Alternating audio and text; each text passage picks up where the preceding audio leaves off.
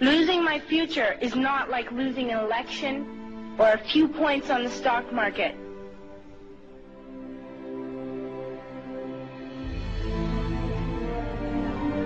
I am afraid to go out in the sun now because of the holes in our ozone. I am afraid to breathe the air because I don't know what chemicals are in it. I used to go fishing in Vancouver, my home, with my dad, until just a few years ago we found the fish full of cancers. And now we hear of animals and plants going extinct, every day vanishing forever. In my life, I have dreamt of seeing the great herds of wild animals, jungles and rainforests full of birds and butterflies. But now I wonder if they will even exist for my children to see. Did you have to worry of these things when you were my age? All this is happening before our eyes, and yet we act as if we have all the time we want and all the solutions. I'm only a child, and I don't have all the solutions. But I want you to realize, neither do you.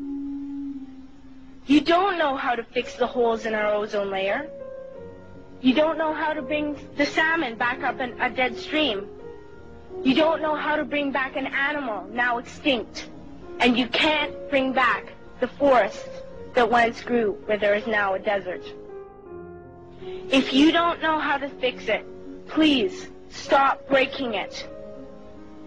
Here, you may be delegates of your government, business people, organizers, reporters, or politicians, but really, your mothers and fathers, sisters and brothers, aunts and uncles, and all of you are someone's child. I'm only a child, yet I know we are all part of a family, 5 billion strong. In fact, 30 million species strong. And borders and governments will never change that. I'm only a child, yet I know we are all in this together and should act as one single world towards one single goal. In my anger, I am not blind, and in my fear, I am not afraid of telling the world how I feel. In my country, we make so much waste. We buy and throw away, buy and throw away, buy and throw away, and yet northern countries will not share with the needy. Even when we have more than enough, we are afraid to share. We are afraid to let go of some of our wealth. In Canada, we live the privileged life, with plenty of food, water, and shelter. We have watches, bicycles, computers, and television sets. The list could go on for 2 days. 2 days ago, here in Brazil, we were shocked when we spent time with some children living on the streets. This is what one child told us. I wish I was rich. And if I were, I would give all the street children food, clothes, medicines, shelter, and love and affection. If a child on the streets who has nothing is willing to share, why are we who have everything still so greedy? I can't stop thinking that these are children my own age, that it makes a tremendous difference where you are born.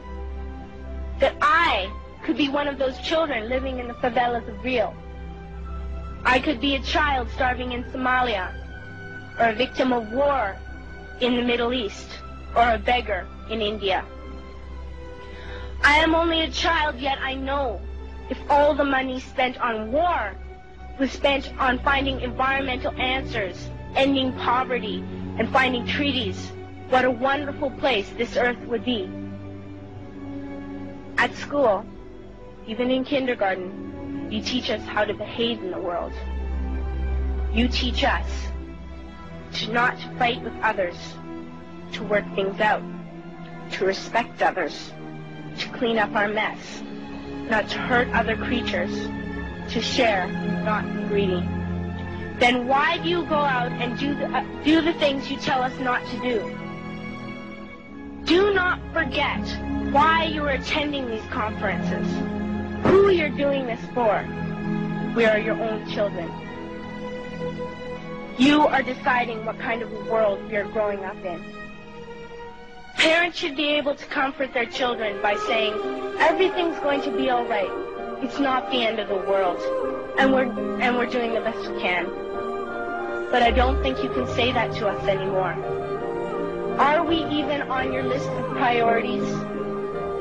My dad always says, you are what you do, not what you say. Well, what you do makes me cry at night. You grown-ups say you love us, but I challenge you, please, make your actions reflect your words. Thank you.